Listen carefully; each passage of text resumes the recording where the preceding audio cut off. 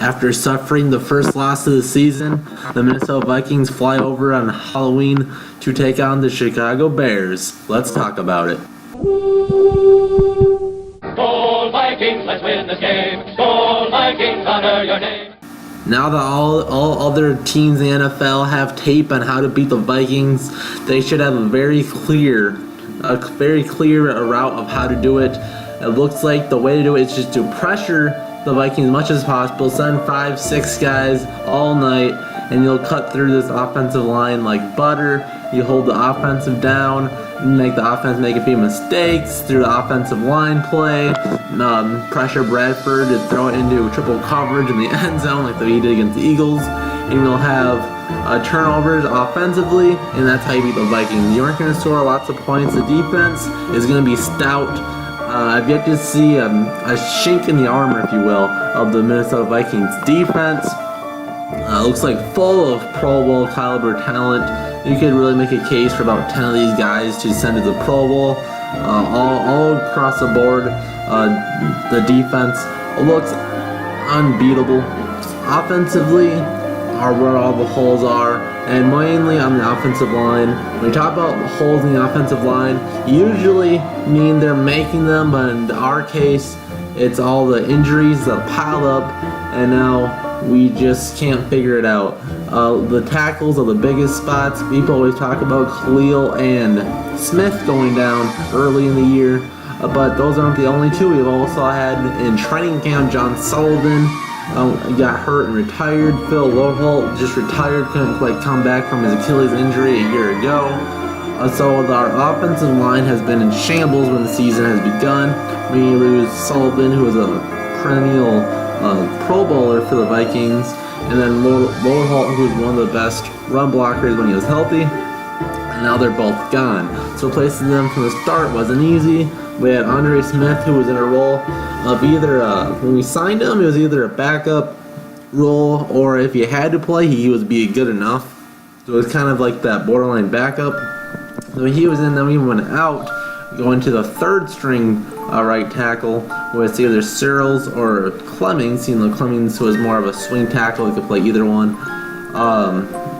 And they both didn't play good. And then, of course, we signed Jake Long, who was rusty. Can't give him too much flack over it, but he didn't play up to par as well for being a first overall pick. He's kind of had the bust label on him his whole career, but we took Bradford and we made him look like a Pro Bowler so far, MVP candidate really. If you everything minus last game, he's really been probably the biggest part of our offense since he's played. Over the 4 games where he started, he's played very, very well. But elsewhere on the offense, our running game was one of the bright spots of the Eagles game. If we can get Asiata and McKinnon to combine for about 100 yards, it's going to be really hard to beat us. They were really close against the Eagles. We couldn't get it going all the way though. A lot of decent plays. We had the one about 30-yard run for Asiata, which brought the yardage up.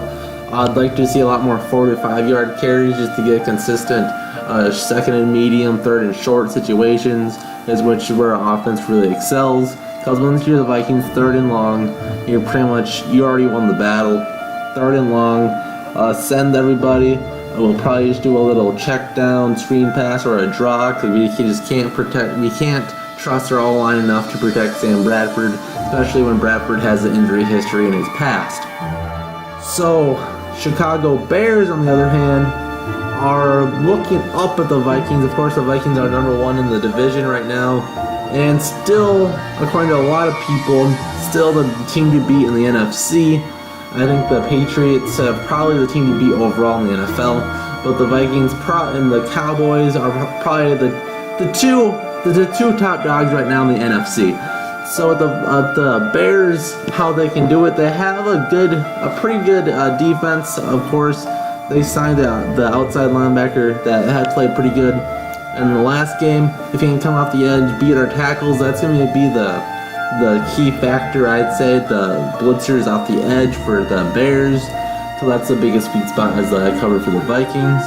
Unfortunately, Kevin White is hurt for the year for the Bears. It would have been nice to see him against our corners. But we'll have another test with Alshon Jeffrey versus Xavier Rhodes. That'll probably be the best matchup of the Monday night fight. And as far as anybody else, the tight end situation we should have covered pretty well. We should have a pretty good job stopping the run game. Jake Cutler being back, can we get into his face? Will Jake Cutler maybe have a fire under his belt and maybe have one of the better games of his career? It's possible, but I don't see that happening. Jake Cutler's an interception machine, so I would see the Vikings turnovers be a lot like how they did against the Eagles. Offensively, hopefully we're a lot better, because I don't think the Bears have anything that the defense and the Eagles do, although they have on paper and how to beat us. I think Zimmer will get our O-line together and we'll have a much better game. And it's the Bears at Soldier Field, which we've struggled in the past. We beat them last year there. I don't think Zimmer will let our team let our offensive play be as bad as it was last game, 2 games in a row. So protecting our O-line, a very good chance we should have a pretty good offensive attack. Defensively, we should be able to hold them in check. I'd say final score, it's away. It's a Monday night game. It's a division opponent. Will be somewhat close, but not too big of a deal. I'd say final score 24-10, Vikings on top. So what do you guys think? Do you think, comment what score do you think in the comment down below. And we'll see you guys in the next game preview. See ya.